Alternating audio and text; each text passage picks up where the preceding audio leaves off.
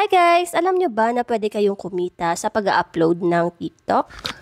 At para naman mapakita ko sa inyo na legit nga ito, ay ipapakita ko sa inyo ang pag-withdraw ko dito gamit ang PayPal. At sa pag-withdraw nga dito ay kailangan talaga may PayPal tayo. At para makapag-withdraw, kailangan lang natin ilagay ang ating email ng ating PayPal. At 2 to 3 days nga daw bago ito pumasok sa ating account. Kaya tinry ko muna bago ko ito i-post. Just make sure na palaging tama ang ating email na ilalagay dito. So ayan na, congrats, take the money. So ayan, nakalagay 1 to 3 days nga siya.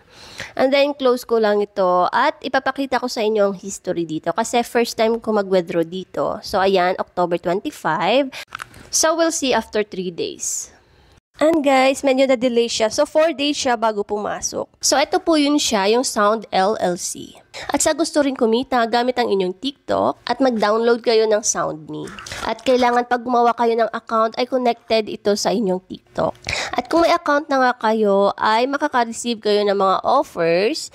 Tulad nito yan, kailangan nyo lang siya i-accept or apply. At pag na-accept nyo na siya, meron din itong mga instructions kung paano nyo siya gawin. So, ganito yung instructions niya. So, kailangan nyo lang sundin kung paano nyo siya i-upload. Ayan, kung nakikita nyo, marami ngang offer. Ayan. Pero kailangan ma-accept nila tayo bago tayo makastart or mag-submit ng ating video.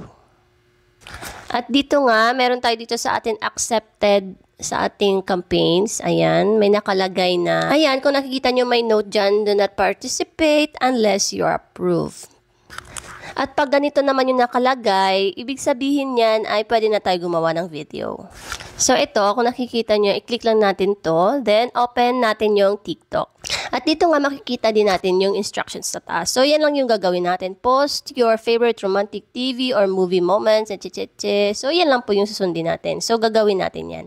So click lang natin tong open TikTok, and then diretso na po yun sa music. So try natin tong gamitin ang video ni Kobe at Kylene. So, ayan. Like normal lang na mag-upload kayo.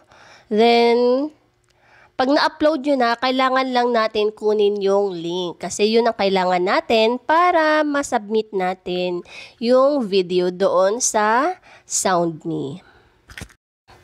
So, ganito lang yung gagawin natin. Pag na-upload na, itap lang natin yung video. Then, click natin tong may 3 dot. And then, copy natin yung link. So, pag nakopy natin ang link, pumunta lang tayo ulit doon sa application ng SoundMe, then paste natin dito. And then, submit your TikTok. So, yun lang pong gagawin natin. Then, aantayin lang natin na masubmit na po siya. So, ganito na siya pag accepted at submitted na po siya. So, makikita natin siya dito sa active. Ayan. Kung nakikita nyo, yan po yung in-upload natin kanina.